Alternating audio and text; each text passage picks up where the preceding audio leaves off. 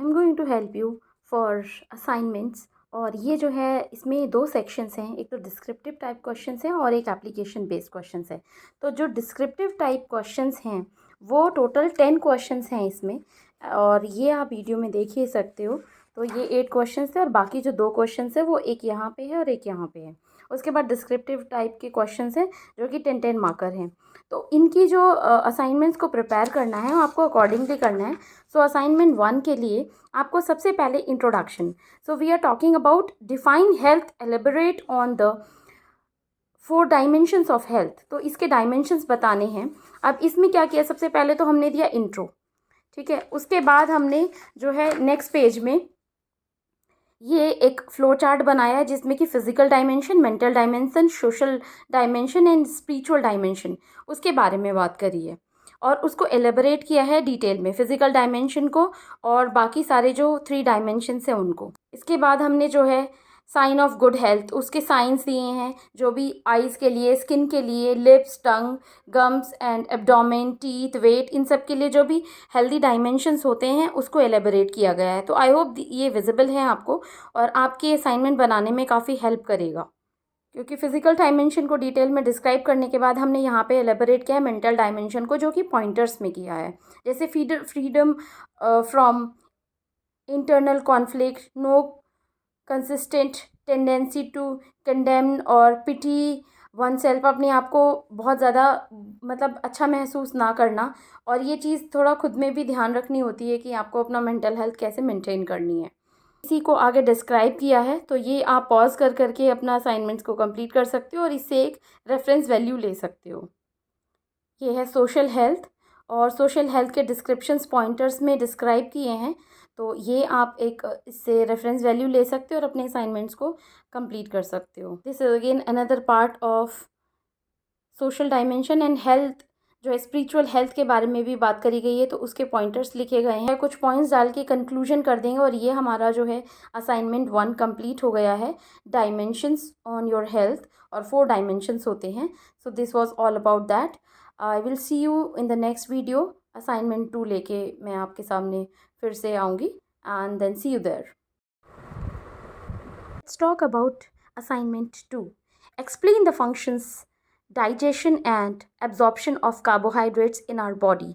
हमें सबको पता है कि कार्बोहाइड्रेट्स का जो फंक्शन है, हमारी बॉडी को एनर्जी प्रोवाइड करता है, उसके बहुत सारे फंक्शंस हैं और वो बॉडी में किस पार्ट में डाइजेस्ट होता है ये भी हमें पता होना चाहिए। तो ये जो असाइनमेंट है उसी के बारे में है, डीएनएचई का, और डीएनएचई 1 का असाइनमेंट नंबर 1 का बी पार्ट है ये। और इस फ्लो चार्ट में हम जो है दिखाएंगे जो भी एलिमेंट्स हैं कार्बोहाइड्रेट्स के, जैसे calcium, sodium, phosphorus, nitrogen, carbon and hydrogen.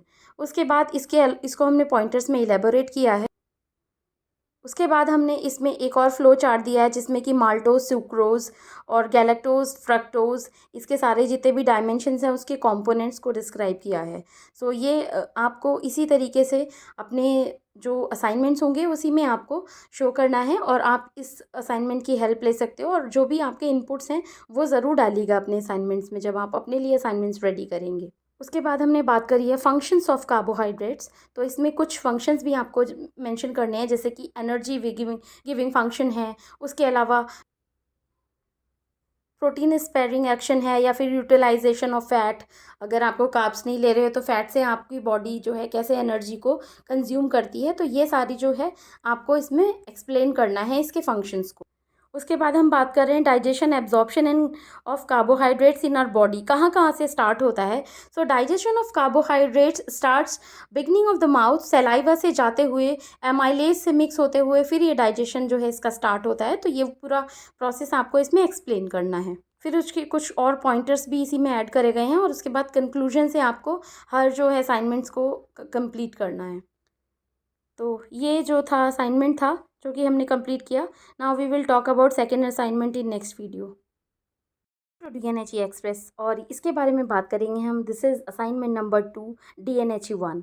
डीएनएचई 1 में it is talking about differentiate between the following terms and giving suitable examples for each, यानी कि saturated and unsaturated fatty acids के बारे में बात करेंगे। तो सबसे पहले हम देंगे इसका इंट्रो, यानी कि fat like carbohydrates are components of carbon, hydrogen and oxygen. तो उसके बारे में कुछ पॉइंटर्स हैं, ये आप, क्योंकि वीडियो बहुत लंबी हो जाएगी, आपको इससे रेफरेंस लेना है तो आप इससे ले सकते हो। और उसके बाद आप अपने जो भी टेक्स्ट बुक है या फिर आप गूगल से भी सर्च करके और आप इसका जो भी कंटेंट है वो और एड ऑन और एनहेंस भी कर सकते हो। वैसे ये ऑलरेडी काफ़ी एनरिच्ड कंटेंट है। Then here I have shown in the chain form of CHO and unsaturated and saturated fats.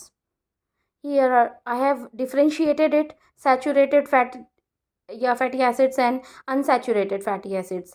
जिसमें सिंगल बॉन्ड होते हैं वो सैचुरेटेड होते हैं और जिसमें जो है एटलीस्ट वन डबल बॉन्ड होता है वो अनसैचुरेटेड होते हैं। तो इसके कंपोनेंट्स को और उसके पॉइंटर्स को आपको ठीक से मेंशन करना है।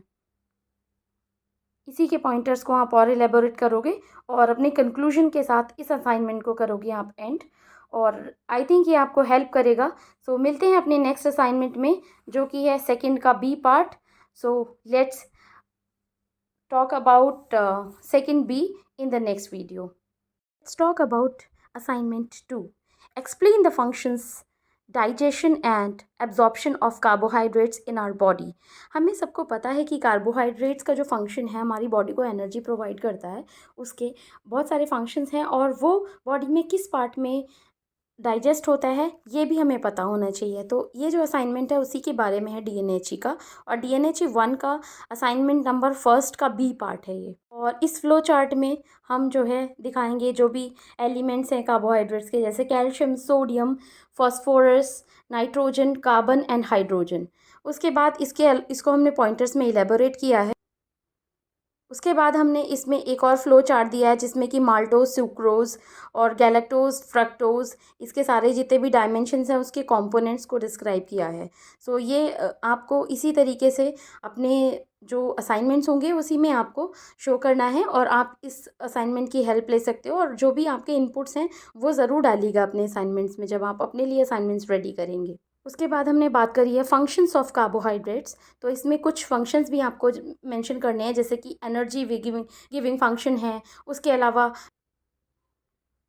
प्रोटीन स्पेयरिंग एक्शन है, या फिर utilisation of fat.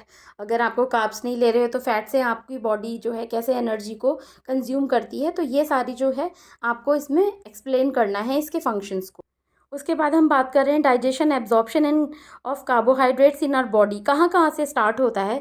So digestion of carbohydrates starts beginning of the mouth, saliva से जाते हुए एमाइलेज से मिक्स होते हुए फिर ये डाइजेशन जो है इसका स्टार्ट होता है। तो ये पूरा प्रोसेस आपको इसमें एक्सप्लेन करना है। फिर उसके कुछ और पॉइंटर्स भी इसी में ऐड करे गए हैं और उसके बाद कंक्लूजन से आपको हर जो है असाइनमेंट्स को कंप्लीट करना है।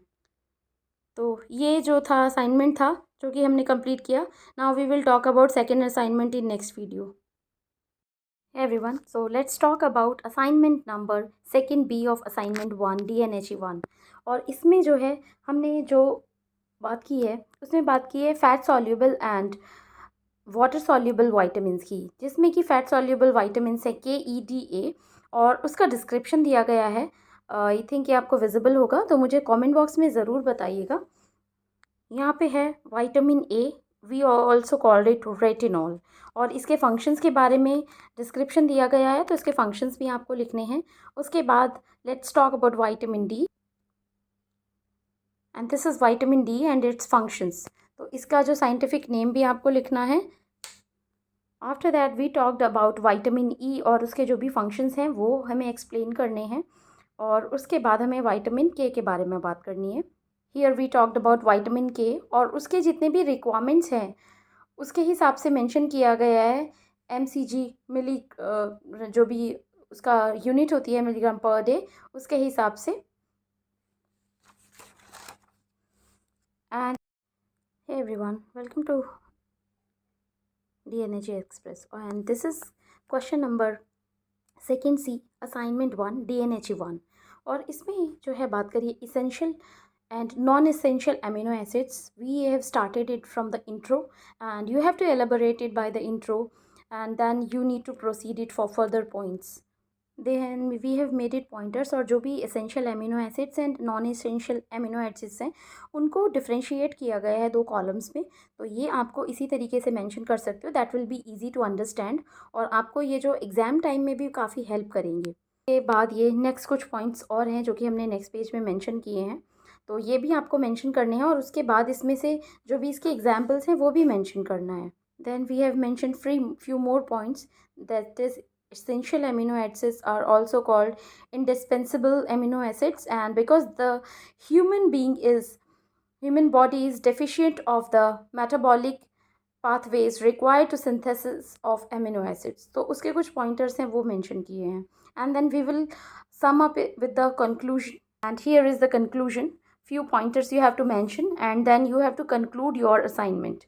That is important. Intro और conclusion जो है दोनों बहुत अच्छे से mention होने चाहिए ताकि आपका जो assignment आपने बनाया है वो उसको justify कर सके. Everyone, welcome to DNAG Express. So let's talk about assignment 1 and the question number is 3A. Give the functions, food sources and deficiency of iron. उसमें सबसे पहले हम इंट्रोडक्शन को मेंशन करेंगे और उसके जितने भी इम्पॉर्टेंट पॉइंटर्स हैं वो मेंशन करेंगे. आप सबसे पहले बताओगे आयरन क्या है और उसकी इसेंशियल क्यों है ये बॉडी के लिए. उसके बाद हम इसके कुछ फंक्शंस के बारे में बात करेंगे. Then we will mention few points about that, जो भी उसके इंपॉर्टेंट फंक्शंस हैं. फूड सोर्सेज के बारे में बात करेंगे और फूड सोर्सेज के कुछ पॉइंटर्स भी मेंशन करेंगे जो कि आयरन जो युक्त भोजन है वो जिसकी में आयरन होता है वो सारे फूड को मेंशन करेंगे यहाँ पे. उसके बाद हम बात करेंगे डेफिशिएंसी की. आयरन की डेफिशिएंसी से कौन कौन सी डिजीज़ हो सकती हैं और ये हमारी बॉडी के लिए कितना इम्पॉर्टेंट है. Then I have mentioned a simple chart जहाँ पे 0 to 3 मंथ्स में 1.7 milligram a day iron important होता है. बाकी चार्ट्स आप इम्पॉर्टेंट जो है वो देख लेना और अपने असाइनमेंट में जो जो चीज़ें इंपॉर्टेंट हैं, क्योंकि हर साल जो भी असाइनमेंट्स के क्वेश्चंस आते हैं ना उसमें थोड़ी थोड़ी चीज़ें मॉडिफाई करके आपको ऑलमोस्ट जो बेस होता है इसी टाइप से बनाना पड़ता है. तो आपको ये चीज़ ध्यान रखनी है कि आप कौन से ईयर का असाइनमेंट बना रहे हो. This is July 2023 and 24 session का है ये और जो क्वेश्चंस हैं वो मैं ऑलरेडी काफ़ी डिटेल में मेंशन कर चुकी हूँ. Let's conclude this assignment. तो ये है कंक्लूजन और आपको भी कंक्लूजन लिखना है अपने असाइनमेंट्स में और उसको अच्छे से एलेबोरेट करना है. So you will fetch good marks. Hey everyone, welcome to DNAG Express. So let's talk about assignment 1, question number 3B. And in this assignment we talk about, this is DNAG 1.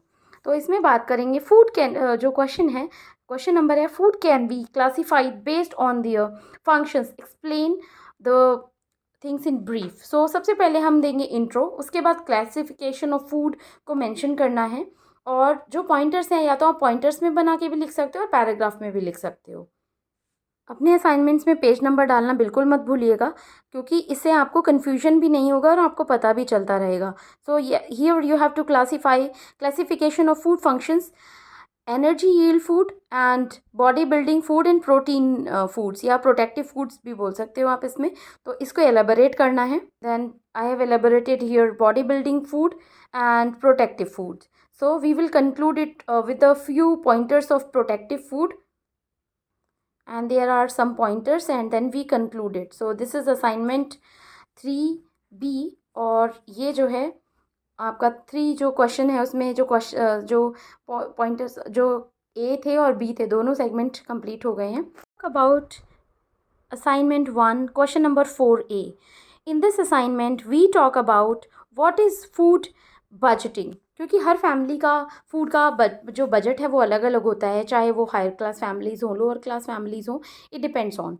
So here we will talk about budgeting और उसी के हिसाब से जो dietitians होते हैं यानी कि हम जैसे लोग, तो वो उसी के हिसाब से आपको डाइट प्लान करके देते हैं कि क्या चीज़ें आप अफोर्ड कर सकते हो क्या चीज़ें नहीं कर सकते हो. So we will talk about first of all introduction. उसके बाद हम कुछ फैक्टर्स पे बात करेंगे जैसे कि इनकम हुई, इनकम के बाद आता है family size, location, dietary experiences and food जो चॉइसेस हैं उसके बारे में. उसके बाद है और भी कुछ पॉइंटर्स उसके बारे में बात करते हैं.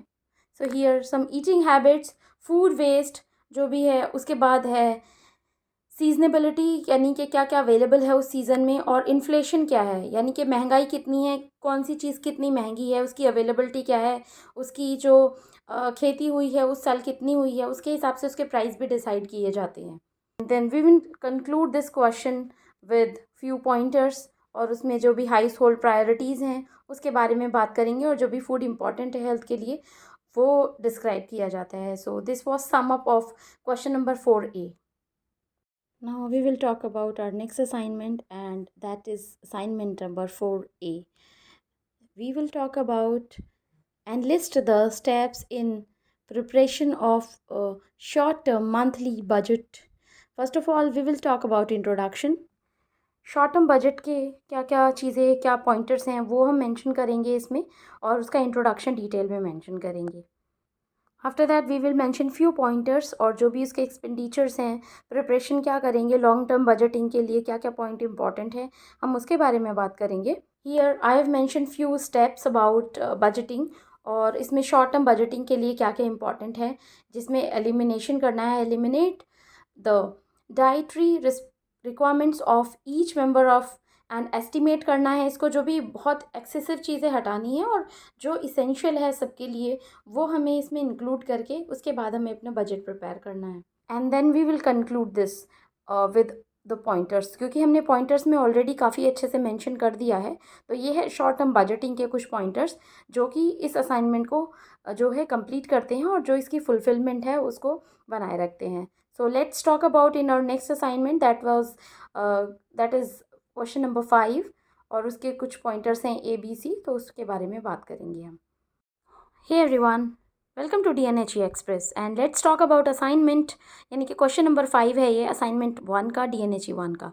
इसमें बात करी गई है enumerate any 3 criteria for selection of each of the following foods, जिसमें कि सबसे पहले हमने सीरियल्स और मिलेट को हम क्यों चूज़ करते हैं, उसके पॉइंटर्स क्या हैं, और जब हम ये ग्रेन्स को चूज़ करेंगे तो हमें क्या क्या बातों का ध्यान रखना है.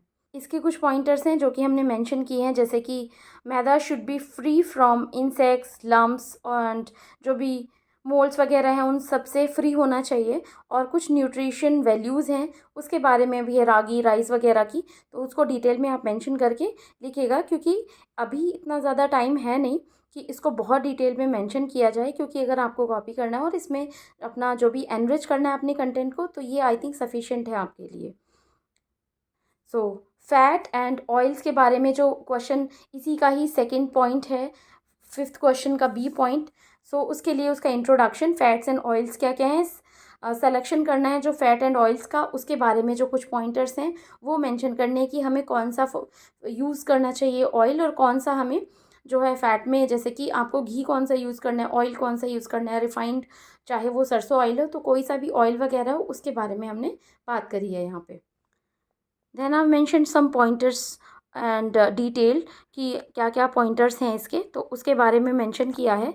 तो ये चीज़ें भी आपको अच्छे से मेंशन करनी है अपने असाइनमेंट में, और कंक्लूजन के साथ इसको एंड करना है. These are some common used fats, जिसमें कि बटर है, घी है, ऑयल में coconut oil, sesame oil and olive oil है, उसके अलावा सरसों oil, flax seeds oil, sunflower oil. तो ये सारे जो भी ऑयल हैं उसको कंक्लूड करना है अपने अकॉर्डिंग. और ये जो है असाइनमेंट 5th का A एंड B पार्ट दोनों ही इसी वीडियो में है, तो ये कंप्लीट हो गए हैं.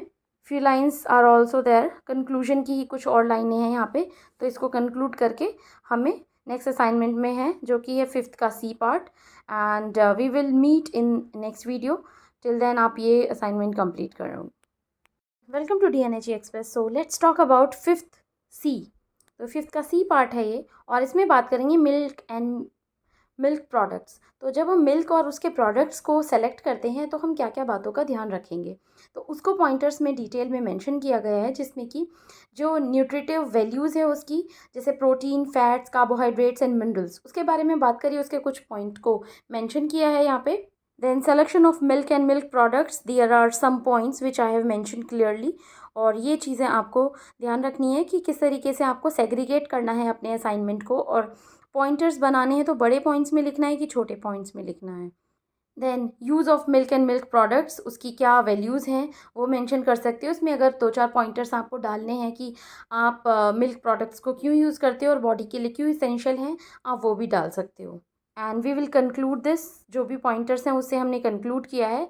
So this was all about this. Thank you DNHE express folks. So let's talk about question number 6A, assignment 1 DNHE 1 का. इसमें है जो क्वेश्चन है वो है, food can be classified based on perishability यानी कि जब ख़राब हो जाते हैं उसके बेसिस पे कि कौन सी चीज़ें कैसे ख़राब होती हैं। Comment on the statement giving suitable examples, तो उसका इंट्रो मेंशन किया है, उसके कुछ मेंशन है, उसके कुछ ऑब्जेक्टिव्स हैं, वो मेंशन करने हैं आपको। Then we will talk about cause of food spoilage, क्यों क्यों ख़राब होता है, उसके जितने भी फैक्टर्स हैं जैसे टेम्परेचर, मॉइस्चर, ड्राइनेस हो या एयर, ऑक्सीजन, लाइट या फिर टाइम की वजह से, जैसे दूध वगैरह ख़राब हो जाता है या आटा कितने दिनों बाद ख़राब होता है, दाल 2 3 से 4 दाल 6 घंटे के बाद ख़राब होती है। तो ये सारी चीज़ें उसके क्लासिफिकेशंस हैं और जो पेरिशेबिलिटी के बेसिस पे हैं। मेंशनड हियर पेरिशेबल फूड्स हैं, जो सेमी पेरिशेबल फूड्स हैं और नॉन पेरिशेबल फूड्स हैं, उसको सेग्रीगेट किया और उसके पॉइंटर्स को मेंशन किया गया है यहाँ पे। Here I have mention semi perishable foods, और जो पेरिशेबल फूड्स के कुछ पॉइंटर्स थे वो ऊपर लिखे गए हैं। And let's talk about non perishable foods. So these are non perishable foods, और ये है इसका कंक्लूजन। एंड जो नेक्स्ट क्वेश्चन है इसी का 6th का बी पार्ट, वो भी हम इसी वीडियो में कवर करेंगे। अबाउट 6th बी और असाइनमेंट 1 का 6th का बी पोर्शन है ये DNHE 1 का। इसमें हमने बात करी है elaborate any 3 technique used by preservatives of food by bacteriostatic methods, जिसमें कि जो कोई भी चीज़ जो फूड होते हैं किस तरीके से हम क्या क्या प्रिजर्वेटिव यूज़ करते हैं, और बैक्टीरियोस्टैटिक मेथड के हिसाब से उसमें क्या क्या हम मिक्स करते हैं जिसकी वजह से फूड ख़राब नहीं होता, और उसके कुछ पैरामीटर्स होते हैं जो कि बॉडी के लिए, ह्यूमन बॉडी के लिए हार्मफुल ना हो। So here objectives of food preservation के जो मेथड्स हैं जैसे कि प्रिवेंशन और delay of decomposition of micro organisms, preservation और डिले ऑफ सेल्फ, इसमें decomposition of food by enzymes, तो कंपोनेंट्स में जो डिवाइड कर दिया जाता है। उसके अलावा जो इनकी ये जो पॉइंटर्स हैं 3 जो मेथड्स हैं उसमें हमने डिटेल में मेंशन किया है, तो ये पॉइंटर्स आपको इसी तरह से मेंशन करने हैं। And this is the description, जैसे कि शुगर की जो शुगर को यूज़ करके हम क्या क्या चीज़ें, जैसे कि हम मुरब्बा वगैरह बनाते हैं तो वो बहुत टाइम तक ख़राब नहीं होता, स्टेरलाइज कर लेते हैं जैसे कि मिल्क वगैरह को, और पॉस्चराइज़ कर लेते हैं। तो ये सारे जो पॉइंटर्स हैं वो मेंशन करे हैं हमने। हीट किया है मेथड, फिर ठंडा कर देते हैं, तो उसको पॉस्चराइज मेथड ऑफ मिल्क कहा जाता है। डिहाइड्रेशन का एक अलग मेथड है, डिहाइड्रेशन से करते हैं हम फूड को जो है प्रिजर्व। और उसके बाद हमने कंक्लूजन से इस असाइनमेंट को किया है एंड।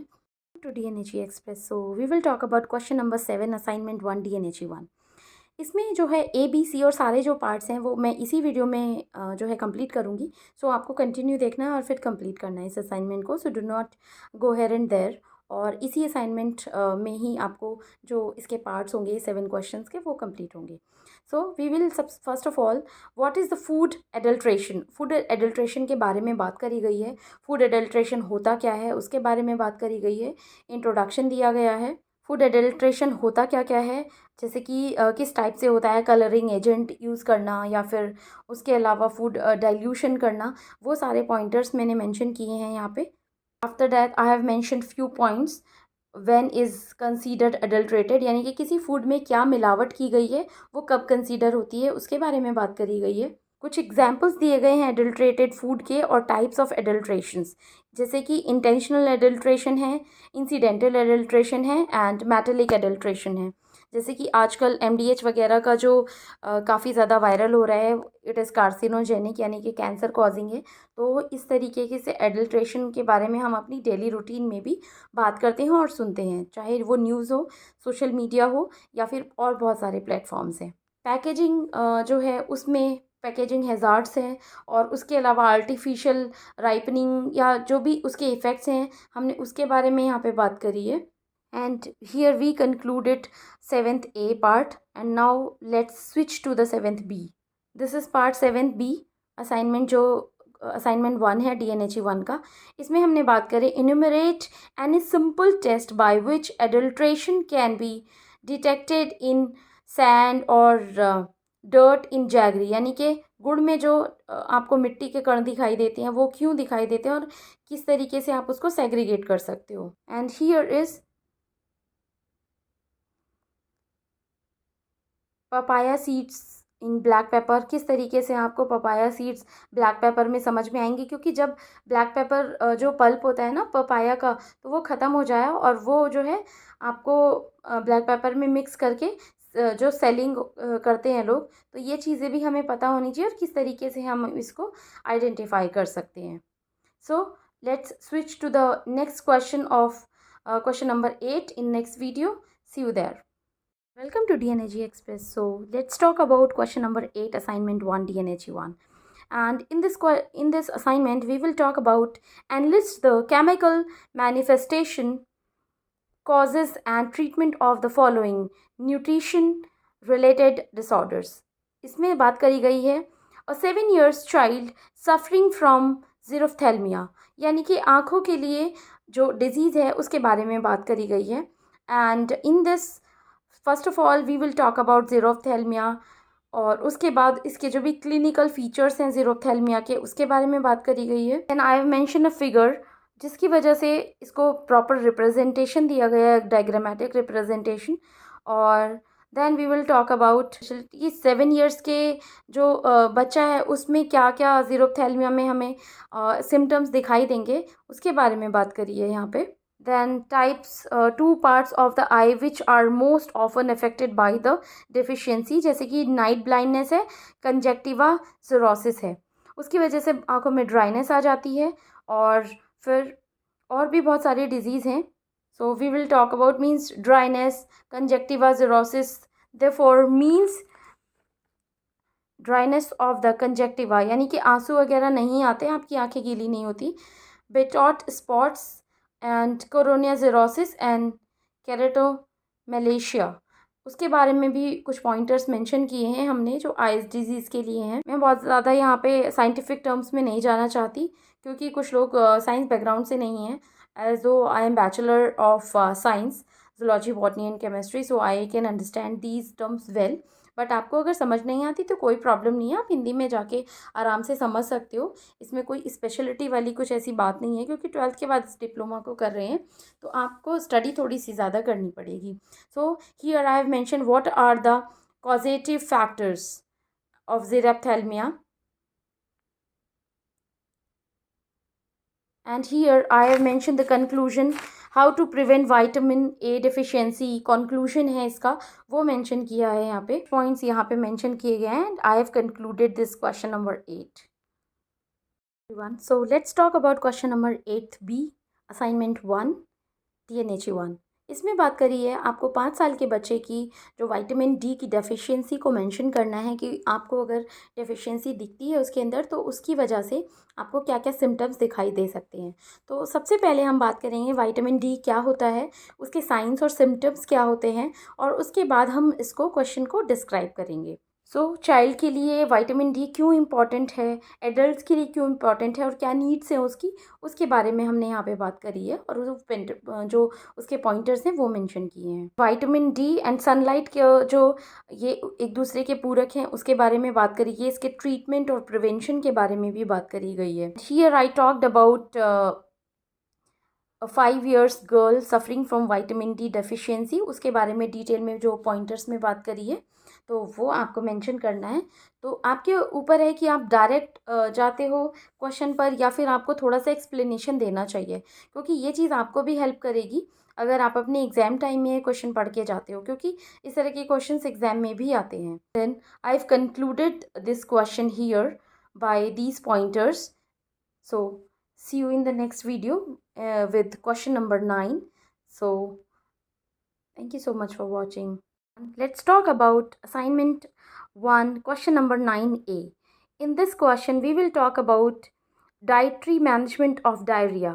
उसमें सबसे पहले हम इंट्रोडक्शन देंगे कि डायरिया होता क्या है, और उसके बाद हम बात करेंगे इसमें there are different types of diarrhoeas, जैसे कि एक्यूट डायरिया, सीवियर डायरिया होता है, परसिस्टेंट डायरिया होता है कि कंटिन्यूसली हो रहा है और वो रिपीटेडली आ जाता है बार बार, तो उसकी वजह से मेल न्यूट्रिशन हो जाता है. आपकी बॉडी में उसके क्या क्या इफेक्ट होते हैं उसके बारे में हमने बात करी है यहाँ पे. डाइटरी मैनेजमेंट ऑफ डायरिया, उसमें क्या क्या आपको खाना चाहिए अगर anybody is suffering from diarrhoea, और उसकी बॉडी में क्या क्या जो है मेल न्यूट्रिशन हो जाता है, किस किस चीज़ की कमी आती है, उसके बारे में, जैसे क्या फूड, जैसे खिचड़ी हुआ, सूप, एग, फिश या फिर बनाना वगैरह खाते हैं, वो सारी चीज़ों के बारे में डिटेल में बात करी गई है।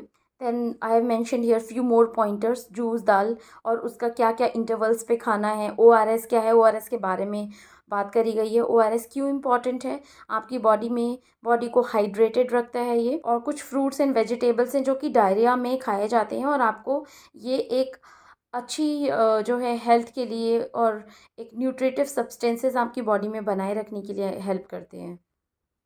और ये लिमिटेड फूड्स हैं जो कि डायरिया के टाइम पे खाए जाते हैं, इनको बहुत ज़्यादा कंज्यूम नहीं करना है क्योंकि ये नुकसान दे सकते हैं। Here I talked about question number 9B and we will talk about dietary management of coronary heart disease। क्योंकि heart disease क्या है कि आपको इसमें आपको हाइपरटेंशन भी हो सकती है, BP भी बढ़ सकता है और उसके साथ आपको heart disease में तो आप प्रॉब्लमेटिक हो ही रहा है बिकॉज डीऑक्सीजनेटेड ब्लड जा रहा है आपके और टिश्यूज़ वगैरह में। तो ये जो है आपकी हेल्थ के लिए आपको बहुत ध्यान रखना ही पड़ेगा। So here I have explained it. So let's move to the next page. Here are personal factors I have mentioned here. Dietary management of coronary heart disease, उसके बारे में बात करिए, उसके कुछ पॉइंटर्स नेक्स्ट पेज पे हैं। Here are some pointers and main principles of treatment, इसके क्या क्या प्रिंसिपल्स हैं उसके बारे में बात करिए। जो डाइटरी मैनेजमेंट है यानी कि क्यों मॉडिफिकेशंस क्या क्या करना है हम डाइट में कोरोनरी हार्ट डिजीज़ के लिए, उसके बारे में। Energy, protein, vitamins, minerals, fats किस किस क्वांटिटी में खाने हैं उसके बारे में डिटेल में बात करिए। रिस्ट्रिक्शंस हैं, क्या क्या आपको मॉडिफिकेशंस होने चाहिए डाइट में, उसके बारे में हमने यहाँ पे बात करी है। कुछ फूड रेस्ट्रिक्शंस भी होते हैं अलग अलग डिजीज़ के लिए, तो we have spoken about that also. Milk, बहुत फैटी मिल्क नहीं पीना, टोन मिल्क पीते हैं और उसके अलावा आपको बहुत तला भुना नहीं खाना होता है, so we have spoken that also. Sodium restrictions, जैसे कि नमक काफ़ी कम खाई जाती है हाइपरटेंशन की प्रॉब्लम में, so we have spoken that as well. And we will just conclude this question with this simple conclusion. So it was all about that. So we will talk about in our next assignment question number 10 and that will be the last assignment of descriptive questions. उसके बाद हम application based questions के बारे में बात करेंगे. So this is the last assignment of descriptive question number 10, assignment 1, DNHE 1. And in this assignment we will talk about write about the objectives and components of MDM, यानी कि mid day मील जो programme है उसके बारे में। Mid day मील programme का जो introduction है, उसके बाद इसके जो ऑब्जेक्टिव है, ऑब्जेक्टिव यानी कि हम मिड डे मील हमारी गवर्नमेंट प्रोवाइड क्यों कर रही है उसके बारे में बात करी गई है। Then we will talk about components of midday meal and who are the target beneficiaries of midday meal जो कि प्रोवाइड करवाया जाता है हमारे प्राइमरी स्कूल्स में एंड अपर प्राइमरी स्कूल्स में जो खाना दिया जाता है बच्चों को। I have mention few pointers about that mid day meal, क्योंकि ये काफ़ी इंपॉर्टेंट स्कीम है सेंट्रल गवर्नमेंट की और जो इसकी कैलोरी है 450 to 500 कैलोरी दी जाती है, 20 to 30 protein per child per day and this is very important segment. Organisation and implementation किस तरीके से किया जाता है तो वो मेंशन किया गया है and I will sum up with the conclusion. Here are some more pointers about this assignment and ये कंप्लीट हो गया है। उसके बाद let's move to the 10th B portion and here we will talk about enumerate the 4 major methods used to assess nutritional status of individual, discuss on in brief। उसके बारे में जितने भी मेथड्स हैं वो बात करी गई है। Method of assessing nutritional status, इसमें एंथ्रोपोजेनिक मेथड है और उसके अलावा क्योंकि मैन मेड कह सकते हो आप इसकी पॉइंटर, जैसे कि वेट, एज एंड सर्कमस्टेंसेस क्या हैं, फैमिली। क्लिनिकल मेथड्स होते हैं उसके बारे में आप जानेंगे। क्लिनिकल मेथड्स हैं उसके थ्रू आप न्यूट्रिशन वैल्यू का पता करते हैं। Then these are biochemical assessments and then I have mention few pointers about that as well. And dietary survey से आप पता लगा सकते हो कि डाइटरी सर्वे की वजह से किस किस तरीके से खाना दिया जाता है और उसके अलावा क्या न्यूट्रिशन वैल्यू फुलफिल होती है। Few more pointers are there and then I will conclude this with few more important methods. These are important methods which is mentioning here. 24 hours recall method, dietary history, food records and weight management, agricultural data, for balance diet and food के लिए। तो ये था question number 10। हम बात करेंगे फिर जो आपके एप्लीकेशन बेस्ड क्वेश्चन है असाइनमेंट 1 के, जो क्वेश्चन नंबर 1, 2, 3 एंड 4 4 क्वेश्चंस हैं। सो हम दूसरी वीडियो में बात करेंगे उसके बारे में, और I will prepare a separate video for separate question, because वो एप्लीकेशन बेस्ड क्वेश्चंस थोड़े से बड़े होते हैं। सो see you there. I will try to compile all these 10 questions in one video. So see you there in the next video. अगर आपको कोई भी प्रॉब्लम होती है तो आप मुझे कमेंट बॉक्स में ज़रूर बताइएगा। Thank you so much for watching the video.